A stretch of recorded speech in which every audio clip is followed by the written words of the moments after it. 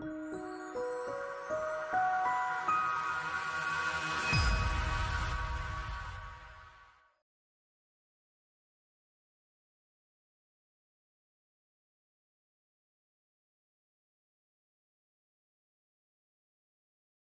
Díomh go léir a cháda agus tá fáilte roimhanacht chuig an presentation seo. So this is a follow-on from last week's presentation, and tonight's the title of tonight's work is A Positive Working and Learning Environment. So when you look at Comhaltas, it operates at different levels and engages with different stakeholders. So you have employees, you have volunteers, members, both adult and junior, students, members of the public, and so on. So you can see that a situation where you're dealing with adults as compared to children is different. So what we'll do tonight is we'll give general principles in relation to, for instance, treating people with respect and dignity and so on, and it will apply across the board, even though the actual situation on the ground might differ depending on the age group. So our priorities then are Cothromaíocht number 1, where we're dealing with respect, equality and opportunity. We want to recognize inappropriate behavior and take measures to prevent it. We want zero tolerance of inappropriate behavior from bystanders. Now, so that's zero tolerance of the behavior as opposed to the people. And we want to seek early resolutions of conflict when that arises. So the fundamental principles are that each person deserves and is entitled to be treated with fairness, dignity, and respect. That negative behaviors such as bullying and harassment are unacceptable, and we can all play a part in creating and fostering a positive working and learning environment.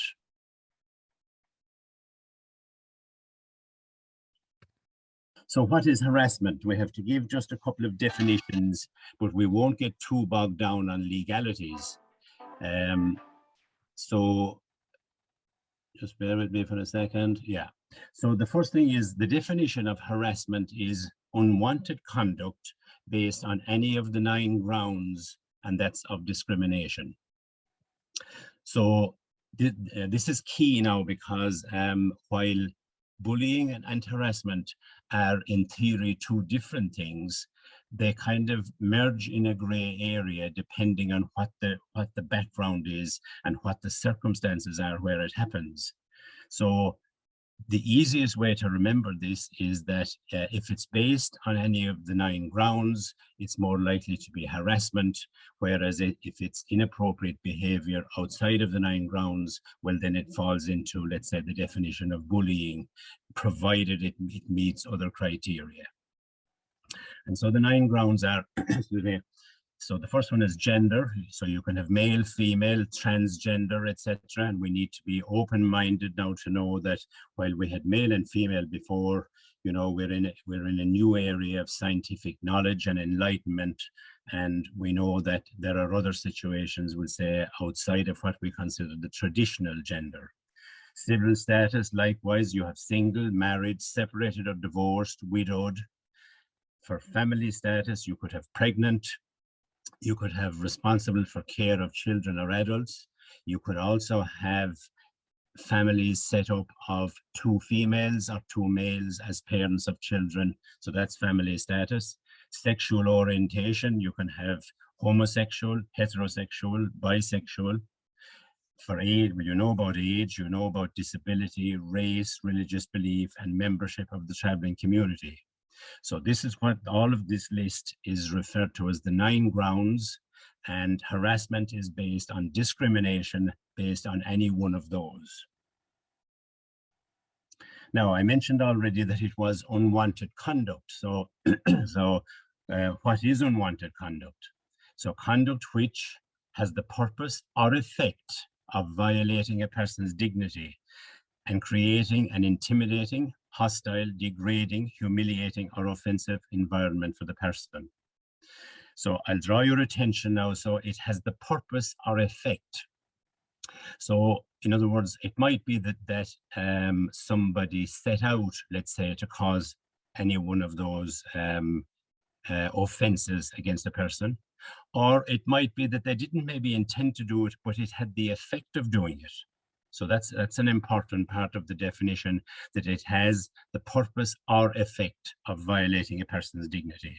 And so the unwanted conduct includes spoken words, gestures, including offensive gestures or facial expressions, production and display of written words, pictures or other material, unwelcome emails or other offensive material. Then what is sexual harassment? So it's pretty much the first definition that I gave you of harassment, but it is based on, let's say, a sexual nature. So sexual harassment is any form of unwanted conduct of a sexual nature. It can be verbal, non-verbal, or physical, and some examples include unwanted physical contact or unwelcome propositions, but you can stretch that list out. That's just to give an example. So the key thing is to know the definition of harassment, and then sexual harassment is just if there's a sexual motive or nature behind that. Now, in relation to bullying then, so when I come on to deal with bullying now, I'll go into it in more detail arising from, let's say, the behavior and the effect of it and all that. But you will know that when it comes to harassment, that can also have negative effects. So we're dealing with the behaviors as just negative behaviors. And really where we're trying to get to at the end is we want to avoid all of these. So bullying is repeated inappropriate behavior that undermines a person's right to dignity. It takes place over a period of time. It is done by one or more persons, and it is aimed at an individual or a group. Here in this slide, I'll draw your attention to the word repeated. And the reason why that's in there is in some cases, somebody that, let's say, loses the head and just kind of goes into a bit of a rant in a workplace or whatever, strictly speaking, that's not bullying. It's just an incident that takes place at work, and it needs to be dealt with separately. So for the definition of bullying, by and large, we're talking about repeated inappropriate behavior. Now, the one time when it may not be repeated and could be regarded as bullying is in relation to cyberbullying, because once you put something up on, let's say, on the airwaves, as it were, well, then it can be sent on. It's there for longer, and it can be sent on numerous times to other people, and that's where the repeated part comes in, even though the individual might only have posted the material on one occasion. So the types of bullying, they can be direct or indirect. They can be verbal, physical, or psychological. Cyberbullying is bullying which is carried out online through mobile phones, social network sites, emails, texts, etc. And the terms bullying and harassment are different. Even though I said now at the start that there are gray areas in between, because if I just give you an example, if somebody was being excluded, let's say, or taunted, and this might apply more at the children level, but not necessarily confined to them, that might be classified as bullying. But if all of that was happening by virtue of the race of the victim, well, then it could be seen as harassment. So it depends on the context. So the forms of bullying then, and there's a long list, and some of this material is taken from material that's available on Citizens Information. So these are all the different forms: social exclusion and isolation, verbal abuse and insults, being treated less favorably than colleagues, belittling a person, spreading malicious rumors, gossip, innuendo, intrusion, pestering, spying or stalking, intimidation and aggressive interactions, excessive monitoring of work, withholding information needed for the person to perform their job, clearly as an employee, let's say, repeatedly manipulating a person's job contents and targets, blaming a person for things beyond their control, use of aggressive or obscene language, repeated physical abuse. So that's a long list of stuff, and you might find that there are others there, but at least it gives you a flavor of what we're talking about. And then the types of bullying, so can be verbal, physical, gestures, exclusion, extortion, and e-bullying, which is cyberbullying. So examples of bullying behavior would be undermining a person, targeting a person in a negative manner, rumor, gossip, ridicule, innuendo, exclusion or isolation, intimidation, physical or threatening abuse, aggressive or obscene language. So that's similar to the previous list, but you'll get the flavor. And then to continue the examples, offensive jokes, intrusion on a person's privacy, giving unreasonable assignments, setting unreasonable or impossible deadlines. And so the list is endless, but must usually be repeated to constitute bullying.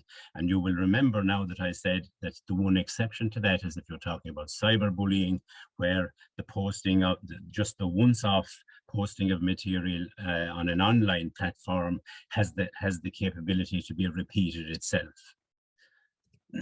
So the bullying facts. And so the first thing is it's widespread and serious. And it causes indescribable and unimaginable pain, often psychological in nature. Anyone can be bullied and it's not the victim's fault. So the bully is often insensitive, lacks empathy, is insecure and has poor self-esteem. And the bully has a strong need to dominate.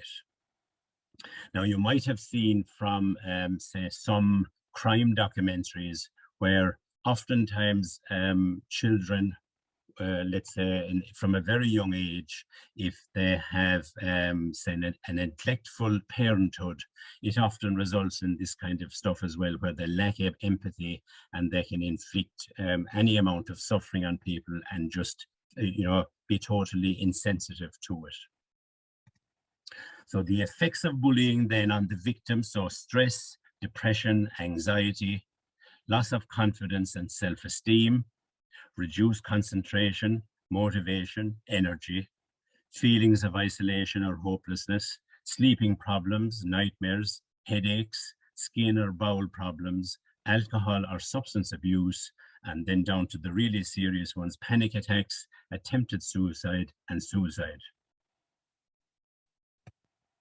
So strategies for victims to recognize and name the behavior. In other words, this is where we get to if we have open discussions on things, in that whereas you might, prior to this, you might have victims almost blaming themselves.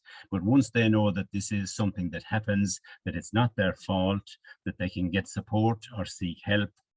And the advice to them is to keep written records of all interactions, because once you go to make a case, questions will be asked. When did this start? How often has it been happening? And so on. So it's important to have records. Find witnesses. Don't retaliate, and keep account of the effects on you. How did it make you feel? Whether it was sleepless nights or depression or anxiety or whatever. So confronting the bully, if you have the confidence to do it, don't attack. Remain calm, be specific, state the behavior is unacceptable. Use assertive words, speak clearly, audibly, and firmly, quote your rights, so you have a right to dignity, free from abuse, etc. And the way to deal with it is, rather than accusing the bully per se, you're concentrating on the behavior and an expression, something along the lines of, when you do this, it makes me feel such a way, or it does this to me, or whatever. So you're clear that it's the behavior is what you're complaining about and not the individual. So bullying procedures and remedies. So if you find yourself and you have to deal with, let's say, an allegation or a complaint in relation to bullying, it's important to just know how you might go about that. And so the first thing always is an informal approach. You don't want to go the heavy hand at the start, and if you can fix it in a low-key manner, that's the best option. So if possible, approach the perpetrator alone and seek immediate cessation. Express zero tolerance. You're just saying that, you're not going to stand for this, but, you want it stopped and so on. A constructive discussion aiming for early resolution. seeking modified behavior. In other words, you want the behavior to stop and that it's going to be monitored from now on, and you will record in mutually agreed manner the outcome, whether you're satisfied with this or not. And you'd have explained that so that the actual person accused of the inappropriate behavior knows that, you know, the behavior has to stop and it's being monitored and so on. And that's the informal part of the process. So then, if unable to approach the alleged perpetrator, it is very difficult for a victim because usually they're picked. The bully knows the person that will take this. So usually it's very difficult for them to confront the bully as such. So then they might seek contact from somebody, or seek a contact person to support them, like a work colleague, a supervisor, or a line manager, human resource, or a personnel officer, or a trade union rep, or even just a colleague or a friend that would just come with them and help them to make their case. And the contact person could accompany the victim when approaching the perpetrator. And alternatively, there is still the possibility of having a mediator as part of the informal process, so that you might get somebody else to step in and do the talking for you, because sometimes victims, they're just afraid to have anything at all to do with the bully.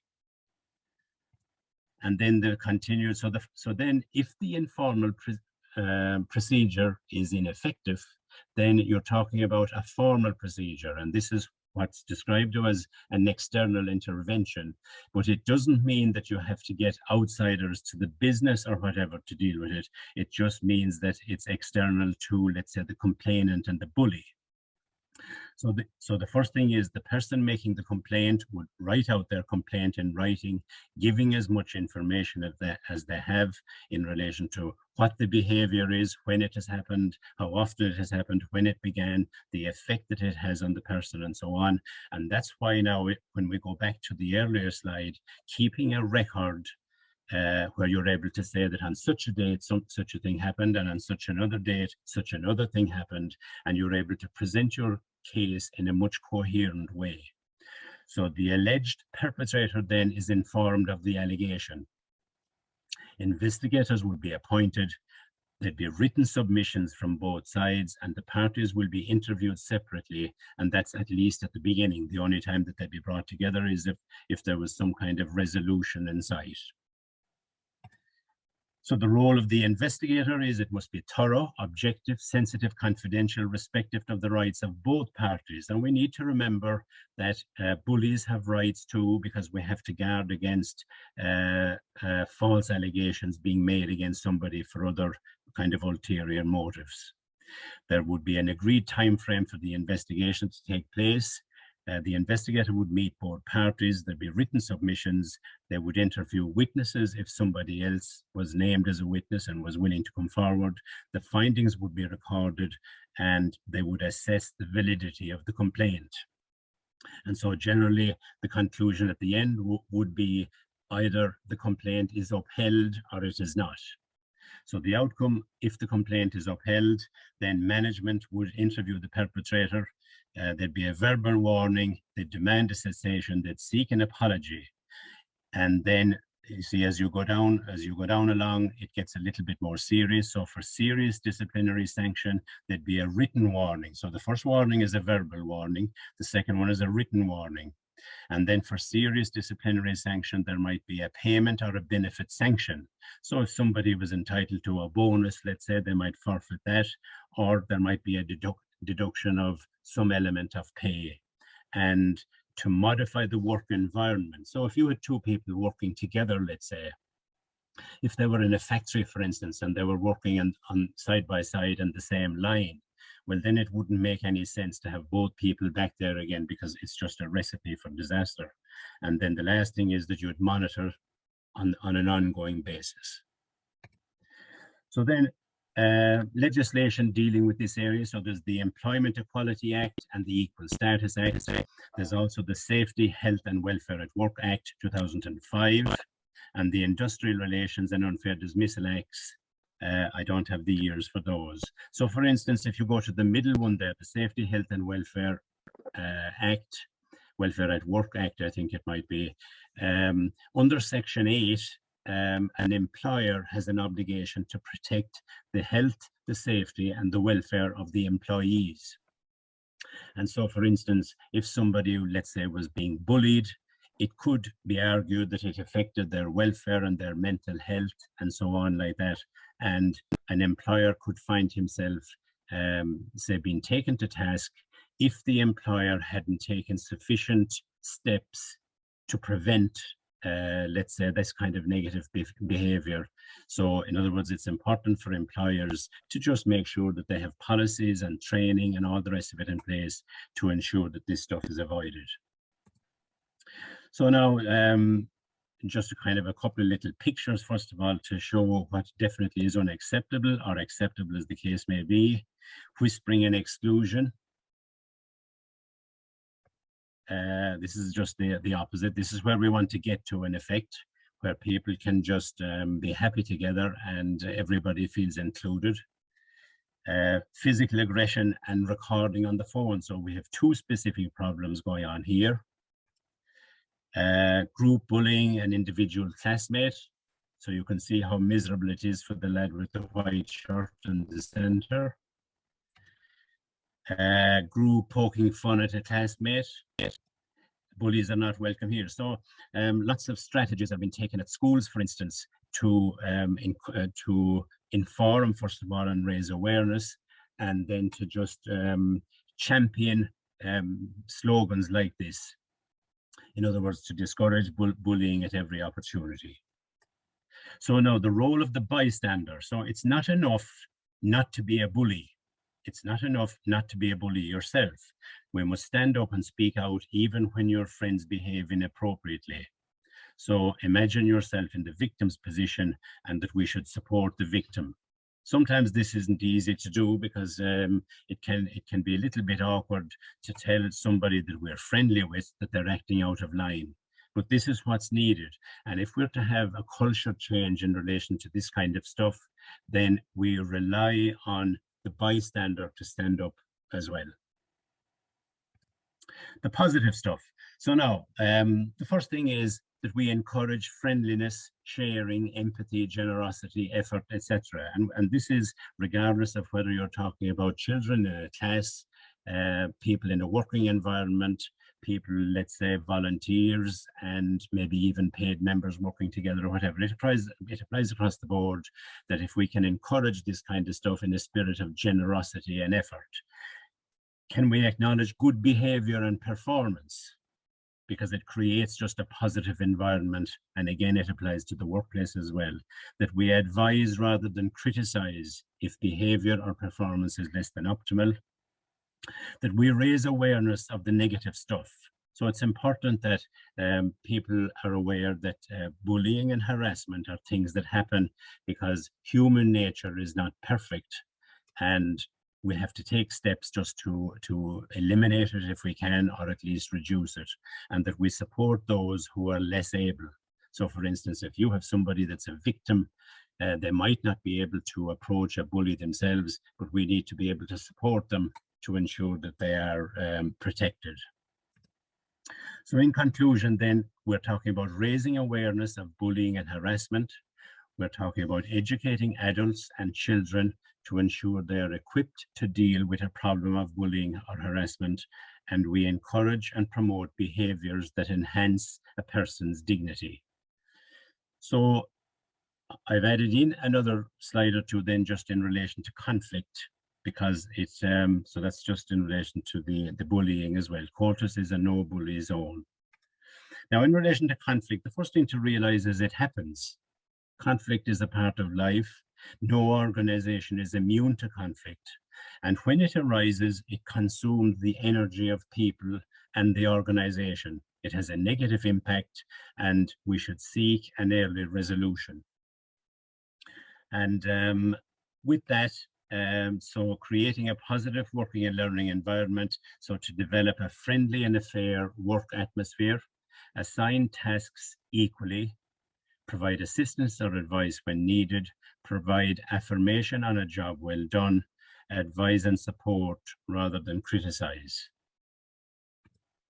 And if we look at the team here, regardless of whether it's a work team or a class or different colleagues or volunteers or whatever, it's easy to see that they're a happy team, and this is where we want to get to. So go to Mila Mahaviv, and if we have questions or comments later on, we might take them at the end after the second presentation.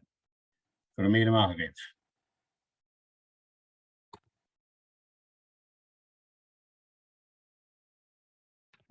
Go to Mila Mahaviv, Pat, agus Tommy, fear we have to their fad Mayola Shin. And there's certainly a lot of food for thought in that presentation in relation to it. Basically, what we're saying is that we are raising an awareness of the importance of and the responsibilities that come with our volunteerism in Comhaltas. If we're an elected official or an officer in Comhaltas, there is a responsibility coming with that particular job, even though it is on a voluntary capacity. And we are responsible for the treatment of every individual on the very same basis: equality, respect, and opportunity.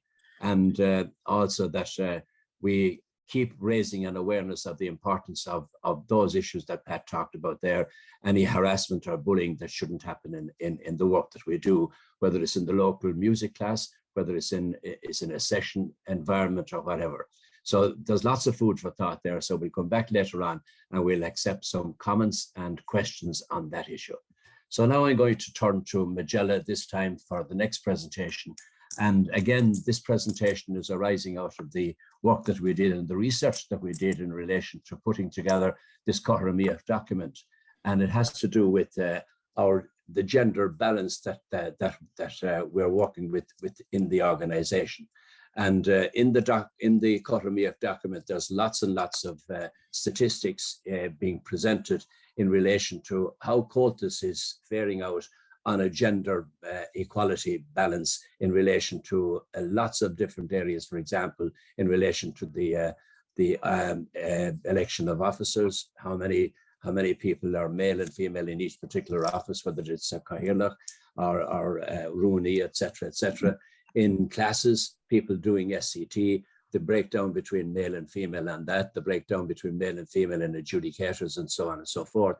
And I can tell you from our research that we are erring hugely on the gender, on female people who work in all our structures. We have a higher percentage of female against male in every one of them, apart from maybe a few of them that are fairly equal.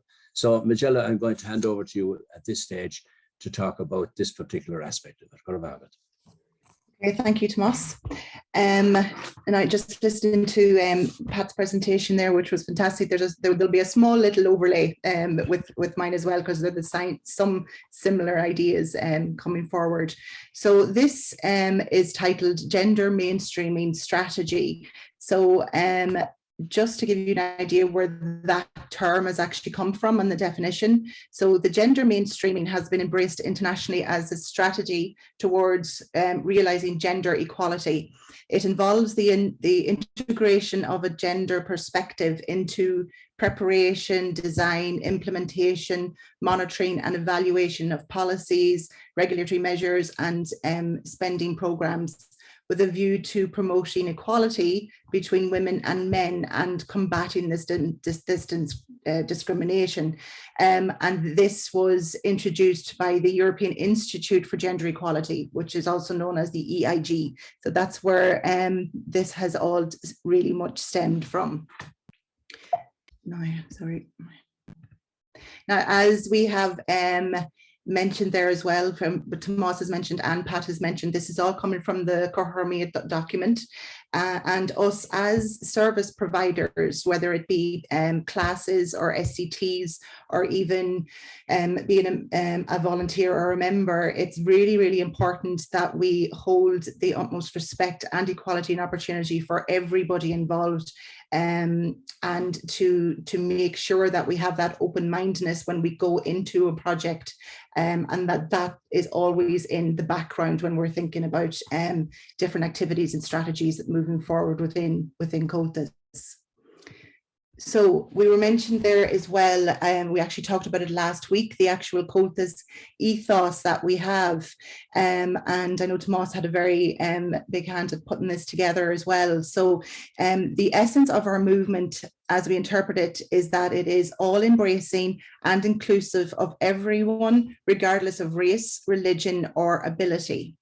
The core values of our services have always been underpinned by honesty, openness, fairness, the dignity and humanity of each person, free from harassment, anti-sectarian, anti-racist. We believe in the intrinsic value of every person, and we aim to further the dignity of all associated with our movement. We want each individual to avail of opportunities for self-expression in the pursuit of Irish traditional music, song, dance, and language. We promote inclusivity, equal opportunity for all, regardless of gender, marital status, sexual orientation, age, disability, religious belief or that thereof, race, ethnicity, and nationality. Now, those 5 areas of our Comhaltas ethos are hugely important and that need to be promoted as much as possible. I would even go as far to say as even maybe printing those out and have them somewhere, even where you have a base for where your branches, where your classes might be. If you have a website, put it on your website, because these are hugely important for people to know that we have these values. Okay, so all of these areas that we've been talking about, like Pat has just mentioned, harassment and bullying, abuse, gender equality, it's very much a societal development. And it's not just within the Irish traditional arts that this is happening, it is a societal development. So moves have been very good and things have progressed, but there is always a slowness in some areas. So we need to keep that going with regards to Comhaltas and to keep it moving forward within the traditional arts, which is really important, and to always have that maintained as we're moving forward. Now, sorry, bear with me 2 seconds. There's 2 people looking to get in and I'm just going to let them in. I'm doing 2 jobs at the one time. Okay. Now, so some of the statistics that Tomás had mentioned there, and some of this is very, very interesting with regards to ourselves as an organisation. So if we look there with regards to the staff that we have in head office, so it's equal, 50% female and 50% male.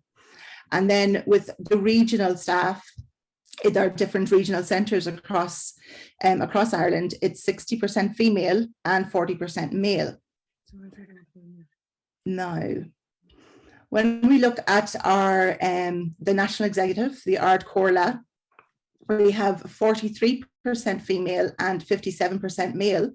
Again, this is all very, very good stats for ourselves and keeping quite the balance, which is great.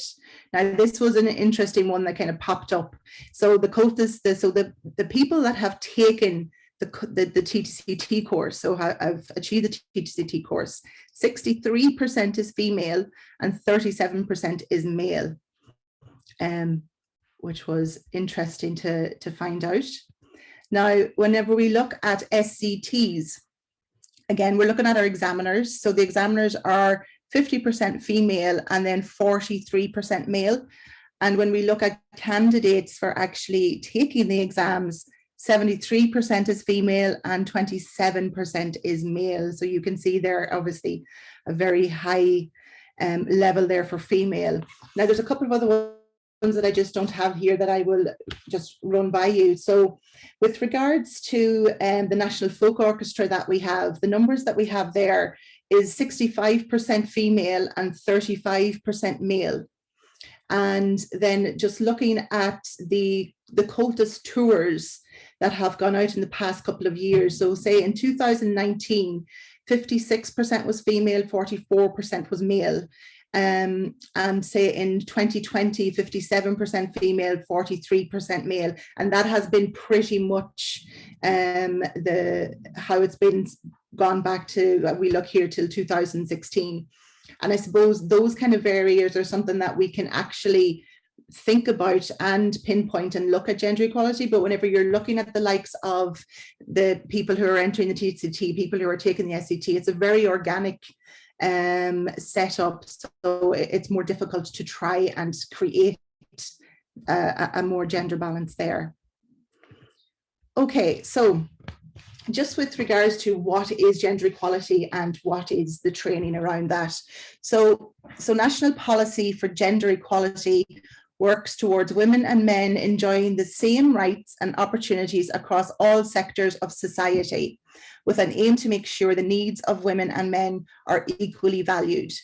Now, this has come up very recently. I'm sure you're all aware of that there's 2 or 3 different organisations within the traditional arts at the moment that within the professional world stating how women are treated versus how men are treated within that world. And it has been very difficult for quite some time. And thankfully now in the past few years, again, it's starting to change. Again, it's within those societal ideas as well. So that is beginning to change. So, and with ourselves, it should always be something, like I mentioned before, in the back of our minds. If we're developing a session group, if we're developing a committee that wants to work on a specific issue, to think about those areas of gender balance. Then when we come to the actual training, so gender equality training provides participants with the relevant knowledge, skills and values that allow them to implement gender mainstreaming strategy, which I mentioned earlier on, in their expertise within the Irish traditional arts. So basically, just breaking this down, whenever participants like yourselves here have a more of understanding of what to think about whenever you go into a project, what skills a person might need and what values you're supposed to think about, all implements then to try and achieve that gender mainstreaming strategy that we're talking about. Again, it's just all about having that openness and that change of attitude. Okay, so with that training, so obviously knowledge building. So you have your ideas, you know what you need to do, you have in your head, and to make sure that the gender, all the different areas that we talked about before, that that there's an understanding there of all those goals that you're trying to reach whenever you want to put a project or an activity or something together. So then it builds skills and tools to be able to do that. It creates different values and it brings in the behavioural aspect as well, which Pat was mentioning, and what we want in behaviour and what is appropriate as well. Then, of course, effective implementation. Implementation is really important, and to make sure when all of this is being implemented, that it's being continued down the line. Awareness, again is all knowledge building, understanding of it, and then of course all of this is empowered learning. And it's important too that the people, that not just yourselves understand this, that your members understand, that your units understand, that that your students, anybody there that you're involved with, understands that this is something that they need to think about. And if they know and understand the areas here, then they're more empowered to be able to come forward if there is a problem. That's the most important thing. Okay, so there are 3 key areas of how we can work around all this gender balance and the different ideas that we've been talking about. So first of all, we have to plan, we have to implement, and then we have to evaluate. They're the 3 main areas there. So in planning, so you're looking at and to try to find, there's 4 kind of different types of discrimination. So you've got the direct discrimination. So this is defined as treating a person less favorably than others are, or would be treated in the same or similar circumstances. So that's very direct discrimination. So there's also indirect discrimination, which occurs when a requirement or condition is applied, which whether intentional or not, adversely affects a considerably larger portion of people of one race, sex, material or marital status than another, and can be justified on grounds other than race, sex, or marital status. So it's just basically this, it can be so unintentional that somebody could make a comment or something that would be derogatory to a certain minority or a certain race, and may not be intended whatsoever, but it still is discrimination. So again, that is all that needs to be very much aware of, and again, knowledge of that is really important too. And again, we're looking at harassment and victimization, which Pat had talked about earlier on. So when you're planning and you're looking at what you need to do, always have these kind of little elements in the background, and people who are getting involved in your project or whatever it is you have, your committee, that they're aware of these areas as well. Okay, so just a further breakdown then within those discriminations. And again, Pat had talked about these as well, and we've mentioned it before. So you have age discrimination, you have disability discrimination, sexual orientation, the status of a parent, whether you're single or not, and again, if you're in a same-sex marriage, all of that can lead to discrimination, religious discrimination, national origin, pregnancy, and sexual harassment. So again, knowing those different types of discrimination is important as well.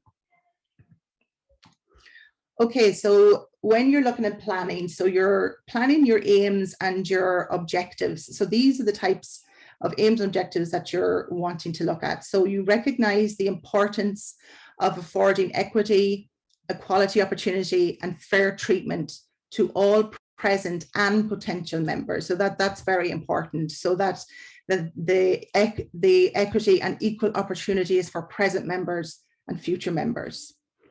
So ensure that all people, irrespective of age, gender, ability, disability, race, religion, ethnic origin, creed, colour, nationality, social status, or sexual orientation, have a genuine and equal opportunity to participate in activities at all levels and in all roles. Now, there's one thing that popped up recently. I was just thinking about, just kind of give you a little bit of an example of where this might come in.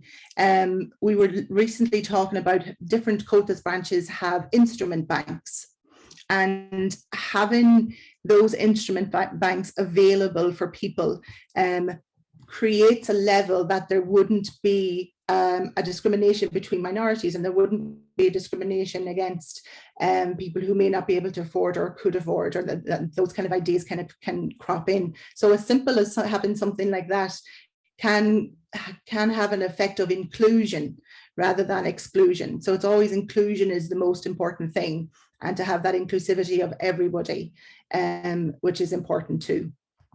Then when you're looking at relationships with members, employees, and in the provision of services, not to disadvantage any individual by imposing any conditions or requirements which cannot be justified. So that's very important there as well. So so that is the planning section. So it's just, and again, it's just being aware of all of those elements, being aware of what the discrimination could be, or what even to try and have a forward thinking of what may arise or might not arise when you're planning, even if it's a flat or anything whatsoever. So just to keep in mind those little things as you're going forward. Okay, so then you come to the implementation stage. After you have thought about your planning and how to move forward. So you have identified, or you're identifying, inequalities and gaps in the field of the activity. Okay, so then you define those objectives. You define the objectives, excuse me. So then you take into account the gender when developing the activities, the policy, the commitments, and the programs, which you mentioned before. So you're aware of the gender equality when implementing activities, policies, committees, and programs. You're identifying resources that could possibly be available to help you implement these, and the parties involved must play an active role in the implementation part, what you have planned. Okay, so you're, as I mentioned before, you're talking about inclusion, which is really important. So having that inclusion policy is very important. And in that, so to adapt a planned approach is eliminating perceived barriers which discriminate against particular groups. So this will include widening the traditional approach and include communities experiencing disadvantaged, poverty, and health inequalities. Okay, so again, it's always keeping that open mind and always thinking about, is there something that we can do that we can include somebody that maybe have a disadvantage against somebody else that may be in the group. So, and to help with those inequalities and to make the approaches and have the connections the same, so people have the same inclusivity as everybody else. So to ensure that no one working or wishing to work for or on behalf of Comhaltas receives less favourable treatment. Again, it's the same thing, you treat everybody equal. To give clear guidance to individuals working either employed or as volunteers on the commitment to equal opportunities. So everybody is aware of what their opportunities are, that you can move forward, that you can say if it's in your branch and you have your committee in the branch. I mean, everybody in that unit, in that branch, should be aware that they can apply to be the Cathaoirleach. They can put in their name if they want to be go up for office. So even just as simple as that, so people are aware of what opportunities they have within the organisation, that they're aware of, that if teachers are aware that they can go and sit the Teach CT, that they have the SCT, that all of this is there and they're aware of it is very important. To ensure that all those who participate in Comhaltas at all levels and roles receive fair and equitable treatment, yeah, as we've said before. To ensure that the format and content of all competitions, regulations and assessments provide equality for all, except where specific situations may reasonably prevent this. And then to ensure that all materials prepared, produced and distributed by or on behalf of Comhaltas promote a clear image of the profile of all those who are involved in the traditional arts. So that all is part of inclusion, and again, knowing these different steps and having these in your mind. Excuse me, now I've lost my. So having that is all knowledge, and all of that is empowerment. Okay, so again, with regards to the implementation, so again, knowing the theories behind it and the knowledge, which is very important. The practical skills is important too. So, and the change in attitude and behaviour, and again, that was mentioned by Pat in the earlier presentation. That is what kind of is a key to all of this. Is that you have to change your attitude about how you approach things and change the behaviour of how we look at gender equality. So we look at a well-designed framework, which is needed. So we've got good organizational management. Again, that is important too. So that, because if you have good organizational skills, if it's very much based like how our organization is based from our Corla right down to the unit, that information is being passed down through all of those units and getting to our members. That organizational structure within management is hugely important, so that the person on the ground, in the member in a unit, knows exactly the information and policies that somebody on the Arcorla knows and needs to know. So that is very, very important as well. So you have the competence development, and then how to bring about expected results forms part of implementation. Okay, so we have key principles here of best practice. So the welfare of the person is paramount. So this is going back to the individual who needs to know their rights, that needs to know what they're entitled to. That's very important, and not just what they're entitled to, but how they're feeling, and if they are being either bullied, harassed, or feel that they're being put into a position where that they feel impaired because of their gender. That's very important too. So everyone has a right to be heard, listened to, and taken seriously. And this is regards to absolutely everybody, whether it be a child that's taking a class or a teacher who is on the TTCT. Everybody has the right to be heard. And when you're actually, if somebody comes to you with a complaint, it's very important that you show that person that, and they feel like they are being heard. Then the parents or carers or children and vulnerable adults have a right to respect and should be consulted in matters that concern their family. This is like a child protection avenue, which I know Tomas will be dealing with next week. But again, it kind of forms part of the principles as well, is that that the family obviously needs to be consulted in matters too. Early intervention and support should be available, which is very important. A person's gender, religion, culture, and development stage should be considered when taking protective action. And then professionals working with adults, children, or vulnerable adults who have difficulties meeting the basic needs of safety should consider the impact of their behaviour and act in their best interests. So again, as a professional, even myself as a teacher, I must know that I have everybody's safety.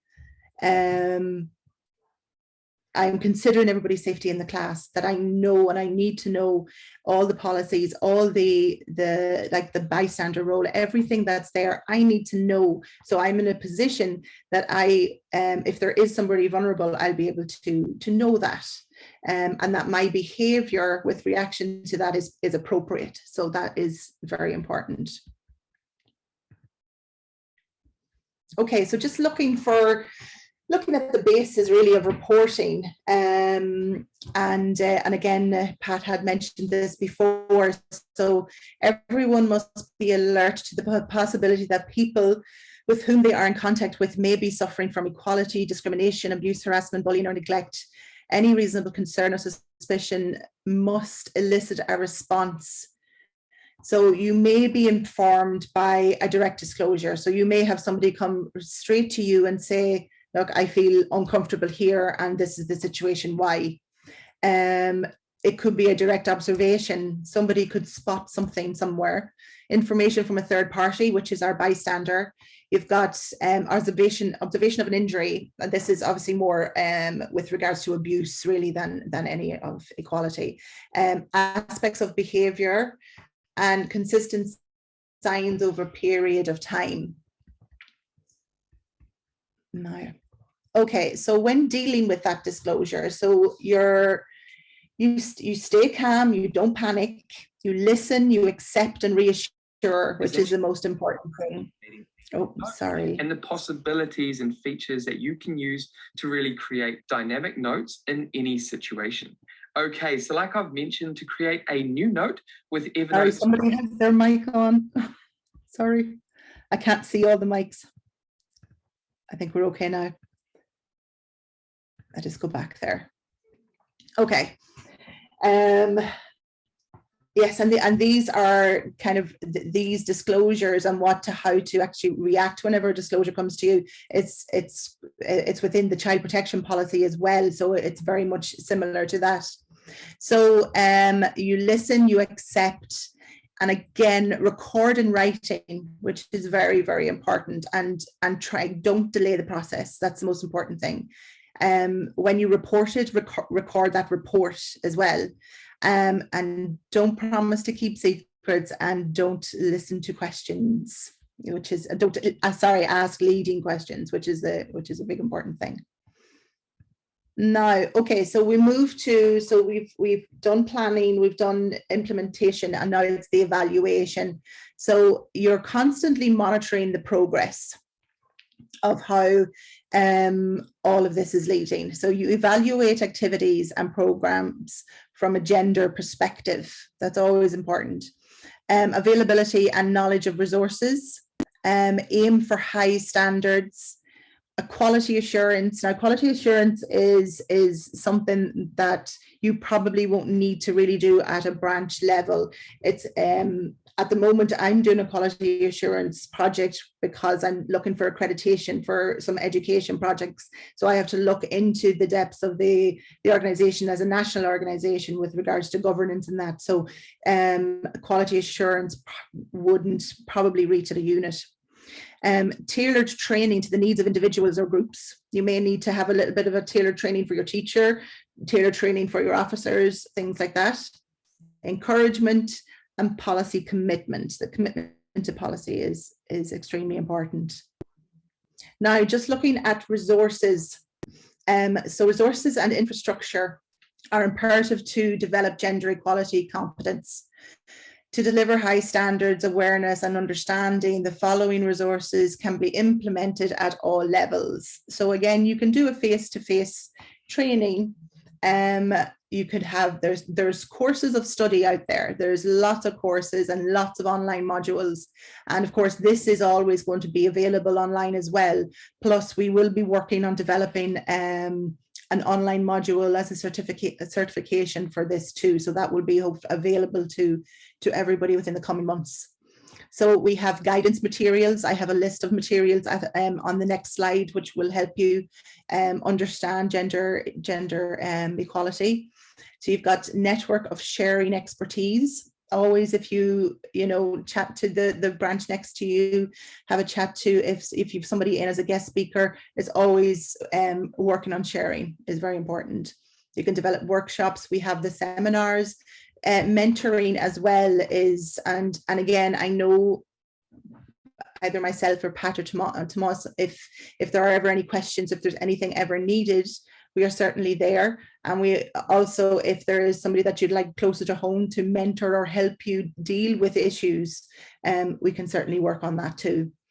So we have the promotion of equal opportunities, and then continuous development of documentation. So we are working on policies all the time as part of our Cothromaíocht document that we're doing.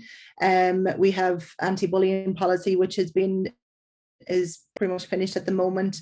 Again, I'm working on the equality policy. There's more and more coming on board, so they will be on the website for you to see and to pass on to your members as well, and to keep on top, because there's always changes, there's always changing in documentation, so to keep yourself up to date. So these are just some of the written resources. So we have genderequality.ie, there's a lot of information there. We have gov.ie as well under gender equality. We have the European Institute for Gender Equality, which I mentioned there, which is an online glossary of gender mainstreaming concepts and definitions. Then you have the Council of Europe Gender Equality Glossary. We also, in the Department of Children, Equity, Disability and Youth, we have the National Strategy for Women and Girls 2017, National Women's Council for Ireland, and the Bystander Intervention Programme, which is a very good thing to look at, which was done by UCC. As Pat mentioned earlier on about the bystander, the bystander is just as important as the actual person themselves reporting. So there are a few resources that may give you a little bit more ideas. Okay, so just sitting there, the way forward. So education, training, awareness, empowerment, they're all really important for us. Just having those words in the back of our heads, like I mentioned before, have the open mind. As soon as you walk into something, that's what's in your head. Okay, what do I need to be aware of here? Is there training needed for this? Do I need to educate myself a little bit more? And all of that leads to empowerment. And then, of course, research, development, precedent and safeguarding. That is what just keeps everything moving moving forward and up to date, which is important. And we will be doing that on a continuous basis as well. So it's to always, as Tomas said, we are developing our national website. So all of this is going to be on the website, and we will be continuing to update them. So make sure just to keep yourself updated. And then just to finish off, just to look at what else we're looking at within the current structures, and what other trainings and different audiences that we're looking at. So we will be doing some training within the TTCT course with regard to all of the Cothromaíocht information. The SCT practical exams it'll come part of the examiner training. It will be in the preparation course for the TTCT. Also, as part of the adjudicators course, we will also have a lecture dedicated and bespoke to those two. Event organisers, there'll be documentations there, what's needed for that. Artists' performances across all levels of the organisation. Child and vulnerable adult protection safeguarding training, which Tomas does and has done a huge amount of work on. So that's also included in that. It'll also be included in officer leadership training, which we had started last week, youth officer training, volunteer training, and the seminars. So that this, all of our current structures that we have at the moment, we're going to be implementing all of these ideas and everything that we have discussed in the Cothromaíocht. Now, I'm not sure if you have seen the document. That's the face of the Cothromaíocht document. Like I said, it is on the website if you need any more information on that. But the big thing, I think, is just, the main thing is to be aware, to be open, and to be knowledgeable. And all of that, and to empower the people around you is the most, I think, is important with all of these areas that we have been discussing. Okay, I will end on that note.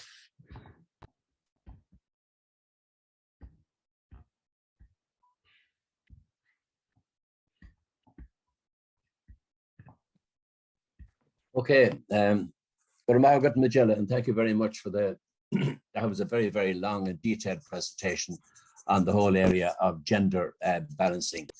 And can I say at this stage, just from a general perspective and a couple of points, a couple of comments, in relation to both Pat's presentation and Magella's presentation.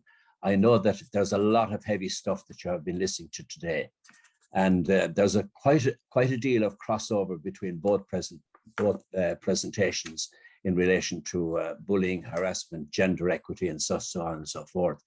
And Magella, in her presentation, she spoke about the 5 points of our ethos and our mission statement, which I'm hoping that you have had a sight of at some stage. It's in the Cothromaíocht document as well. And even if you only took those 5 bullet points from tonight's presentations, you have taken quite a lot. And I am very, very conscious that every one of you, including ourselves, the 3 presenters here tonight, including us, we're coming from the whole voluntary sector. So we're all in the same boat on this one. But when we take on responsibility within the organization, we also take on the responsibility of looking after our members, no matter whether they're young, middle-aged, or elderly. And we have to take on the responsibility of showing respect and providing a basis of respect and equality in whatever we do in our presentations to them.